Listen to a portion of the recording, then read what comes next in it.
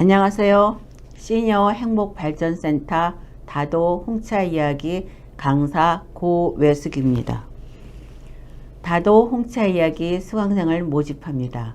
본 수업은 공익 목적으로 제작되어 누구나 시청이 가능하지만 만 40세부터 64세 미만의 영등포 구민 중 수강 신청하시는 분에게는 수업 키트와 온라인 실습의 혜택을 제공합니다. 수강 신청은 카카오톡 1:1 채팅을 통해 진행되오니 많은 신청 바랍니다. 이번 시간에는 홍차에 대하여 말씀드리려고 합니다. 홍차는 차나무의 잎을 따서 완전히 산화시켜서 만든 산화차입니다.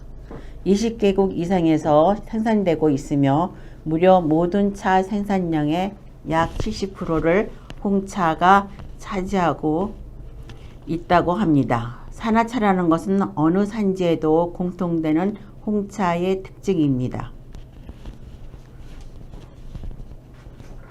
홍차의 특징은 산지에 따라 향기와 맛이 달라 한마디로 홍차로 표현하기는 어렵습니다.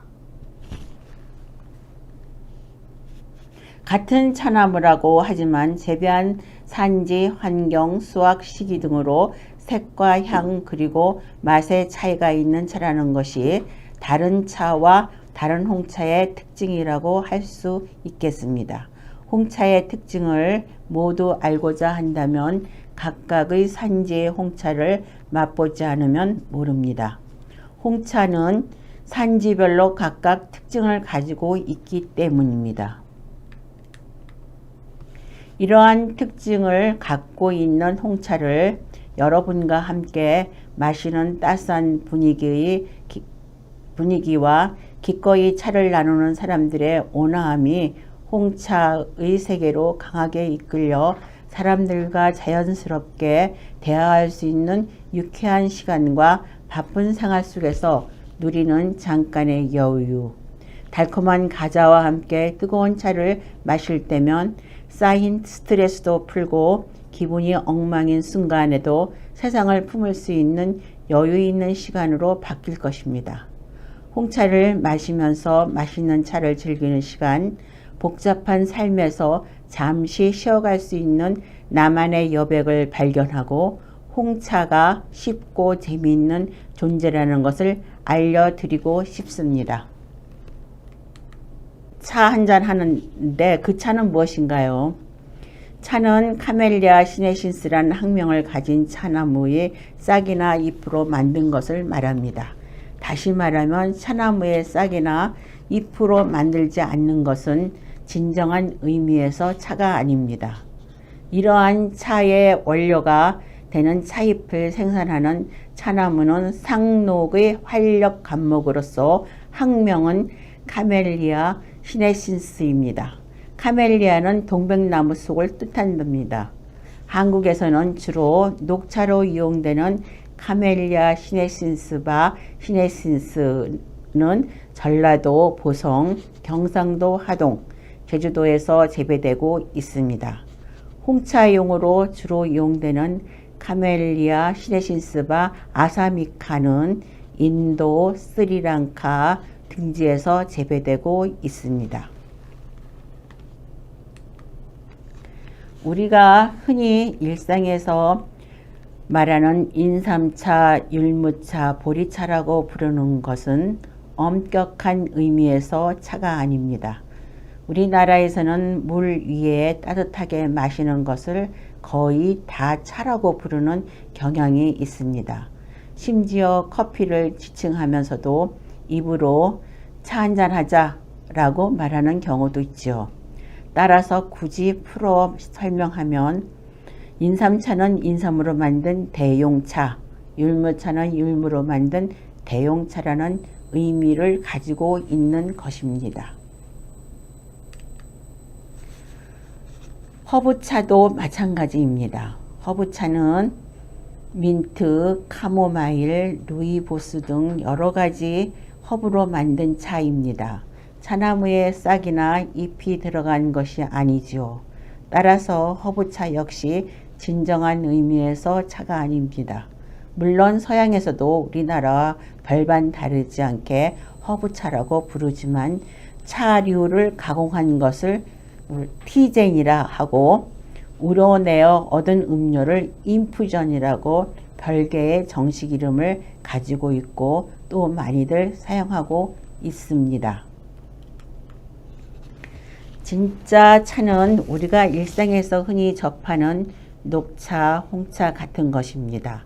여기에 우렁차, 보이차, 백차, 황차까지 더하여 차의 6가지 종류, 즉 6대 다류라고 일반적으로 분류합니다. 이런 이름을 가진 것들이 차나무의 싹이나 잎으로 만든 것입니다. 요즘 유행하는 밀크티는 차에 속한다고 볼 수 있죠. 밀크티는 보통 진하게 우린 홍차에 우유를 넣은 것을 말합니다. 베이스가 차이니 굳이 따지자면 차가 맞습니다. 또 가양차라는 것도 있는데요.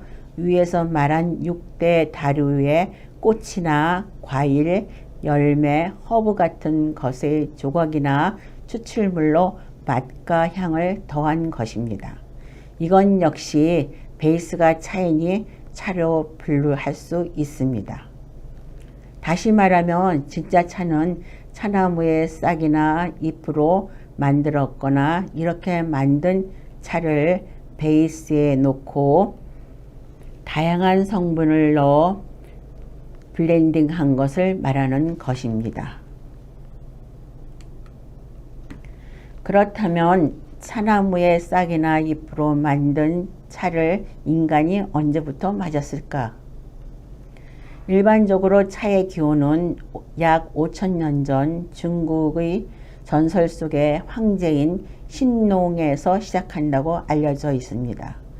실제적인 연구 자료들에 의하면 현재의 운남성, 사천성에서 처음 음용되기 시작한 차는 진시 황제의 진나라가 이 지역을 정복한 후 중국의 중심이라고 할 수 있는 중원에서 음용되기 시작했다고 하는데요. 이후 당나라, 송나라, 명나라를 거쳐오면서 차 음용법과 문화가 변화, 발전해 왔다고 합니다. 6대 다류 중 오늘날 전 세계에서 가장 많이 음용되는 차는 홍차라고 합니다. 녹차로 알고 계신 분들도 많겠지만 녹차는 중국과 일본, 베트남, 인도네시아에서 주로 음용되고 나머지는 세계에서는 홍차가 압도적으로 많이 즐기고 있습니다. 하지만 홍차의 역사는 비교적 짧은 편이지요. 다양한 설이 있습니다.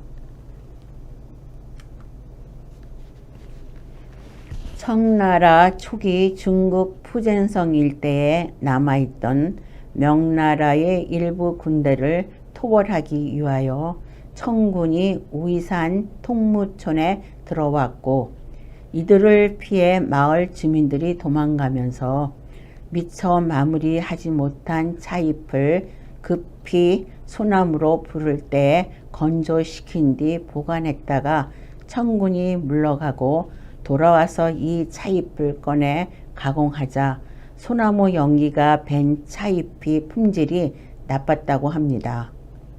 마을 사람들이 이것을 싼 값에 팔았는데 이를 우연히 사간 유럽인들이 이 차를 더 선호해 홍차의 기원이 되었다는 설이 있습니다. 유럽인들이 취향에 맞게 개발된 차로서 이 차를 홍차로 발전하게 될 차로 불려졌다는 설이 있습니다.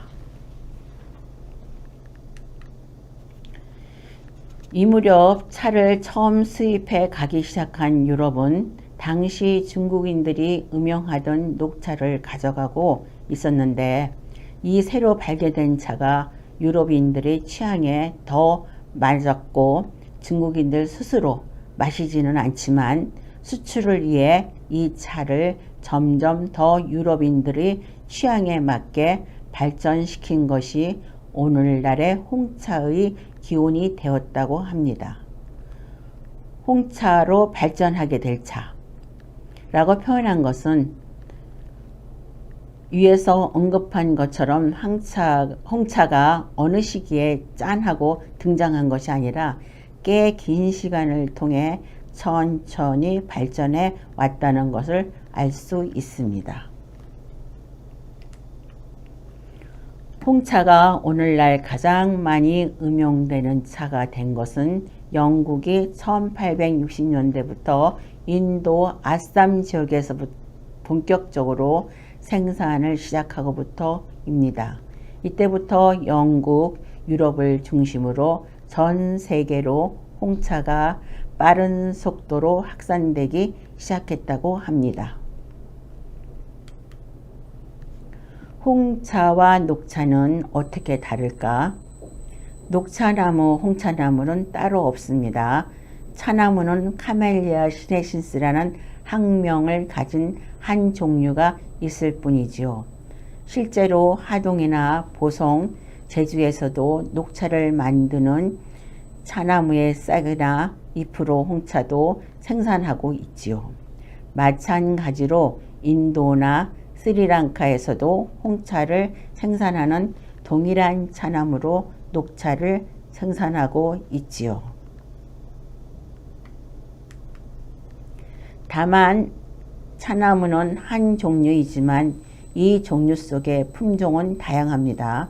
마치 사과와 배가 다른 종류의 과일이지만 사과라는 과일 속에는 또 품종에 따라 홍옥, 홍로, 부사, 가몽 등의 품종별로 이름이 다른 것과 마찬가지처럼 또 사과잼이나 사과 주스를 만드는 품종은 위에서 언급한 우리가 알고 있는 품종 말고 더 적합한 다른 품종이 있을 수도 있지요. 따라서 어떤 품종의 차나무는 녹차를 만들었을 때 더 맛있고 어떤 종류의 차나무는 홍차를 만들었을 때 더 맛있을 수 있다고 일반적으로 말할 수는 있겠습니다. 다시 말하면 우리나라 보성이나 하동에서 재배되는 차나무로는 녹차를 만들었을 때 더 맛있고 인도나 스리랑카에서 재배되는 차나무는 홍차를 만들었을 때 더 맛있다고 말할 수는 있다고 할 수 있습니다.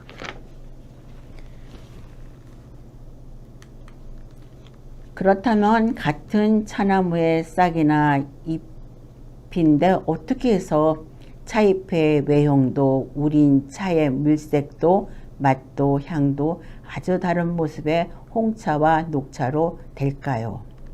만드는 방법 즉 가공법이 다른 것입니다. 마치 똑같은 생닭을 삶으면 백숙이 되고 튀기면 통닭이 되는 것과 같은 것이죠. 즉 녹차 가공법과 홍차 가공법이 다른 것이라 말씀드릴 수 있습니다. 이 차이점의 핵심이 산화라는 과정입니다. 홍차는 차잎을 산화시킨 것이죠. 산화라는 용어가 일상에서 익숙한 용어는 아니지만 사과를 깎아 놓으면 갈변하고 감자를 깎아 놓으면 갈변하는 것이 산화작용에 의한 것입니다. 차에 있어서 가장 잘못돼 알려진 것 중 하나가 홍차를 발효차라고 하고 녹차는 불발효차라고 구분하는 것인데 발효는 미생물이 개입하는 것이고 콩을 된장으로 발효시키고 포도를 와인으로 발효시키는 것은 미생물입니다. 다시 말해서 효모죠. 이게 미생물은 살아있는 생명체입니다. 다만 작아서 눈에 보이지 않을 뿐입니다. 효소와 효모는 비슷하게 들리지만 전혀 다릅니다. 효모는 미생물의 하나로 살아있는 생명체이지만 효소는 단백질로 구성되어 있는 물질입니다. 테아플라민은 항산화성의 폴리페놀로 홍차의 제조 공정 중 발효 과정에서 생성되는 물질입니다. 홍차에 생성한 갈색은 테아블라민에 의한 것입니다. 테아블라민은 활성산소를 제거하고 피부 노화를 방지하며 기미나 주름이 되기 힘든 피부 미용에 효과나 혈관의 노화를 막아주고 고혈압이나 동맥 경화 등의 예방에도 효과가 있다고 합니다. 녹색의 차잎이 짙은 적색의 차잎으로 전환되는 과정에는 미생물이 전혀 개입하지 않습니다. 차잎 속에는 폴리페놀이 들어있고 이것을 산화시킬 수 있는 폴리페놀 산화효소도 들어있지요. 차잎이 차나무에 매달려 있을 때는 세포막들이 폴리페놀과 산화효소를 구분해 놓지만 체엽되어 진 후에 차잎이 건조해지면서 이 세포막들이 파괴되어 폴리페놀과 효소를 만나게 합니다. 여기에 산소가 개입해 일어나는 것이 차잎의 갈변, 즉 산화작용인 것입니다. 폴리페놀은 식물이 가지고 있는 화학적 영양소로 우리 몸에서 섭취하면 지방 제거, 노폐, 독소 배출, 신진대사를 돕는 효능을 가지고 있는데 폴리페놀은 항산화 성분으로서 차잎 속에 많이 함유하고 있어요. 녹차는 차잎을 뜨거운 숯에서 살청하는데 이 과정을 지나면서 차잎 속에 든 효소가 기능이 없어지는 것입니다. 따라서 녹차는 완성된 후에도 그냥 녹색을 유지하게 되는 것이지요. 홍차는 이 살천 과정 없이 차잎을 비벼서 상처를 내어 마치 사과를 강판에 갈아 부순 것처럼 짙은 갈색으로 갈변하는 것입니다.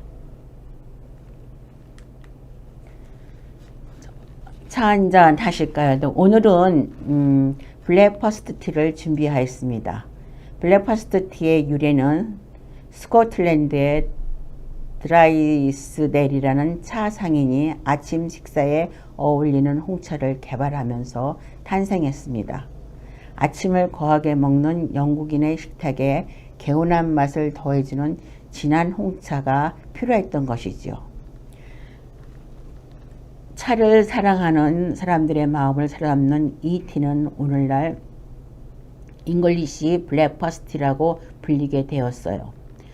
잉글리시 블랙퍼스티는 아쌈이나 케냐 홍차를 기본으로 블렌딩한 차입니다. 영국인에게는 하루 식사를 알리는 음료이자 아침 식사를 대신하는 차로 사랑을 받고 있습니다. 요즘 많은 분들이 브런치를 즐기시는데요. 오늘 잉글리시 블랙퍼스티 한잔 하시지요. 자, 차를 우선 잣전을 예열하겠습니다.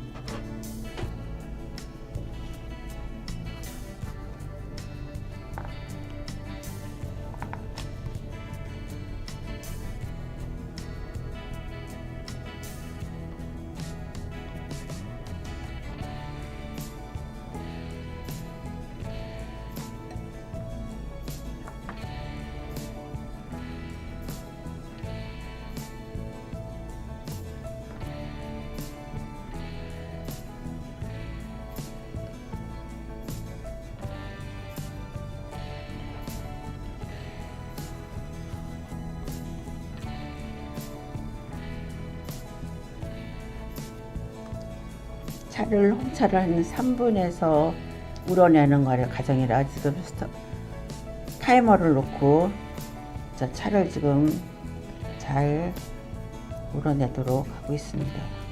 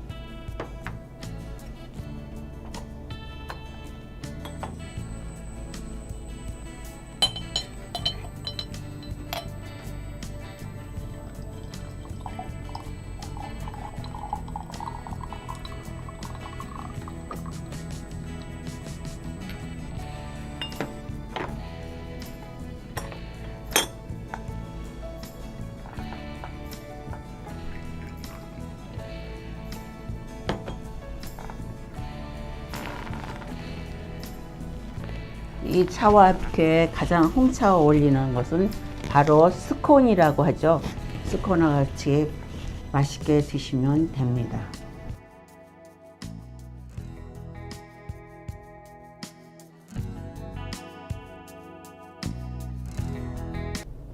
오늘 배운 홍차를 직접 드셔보시는 건 어떠세요?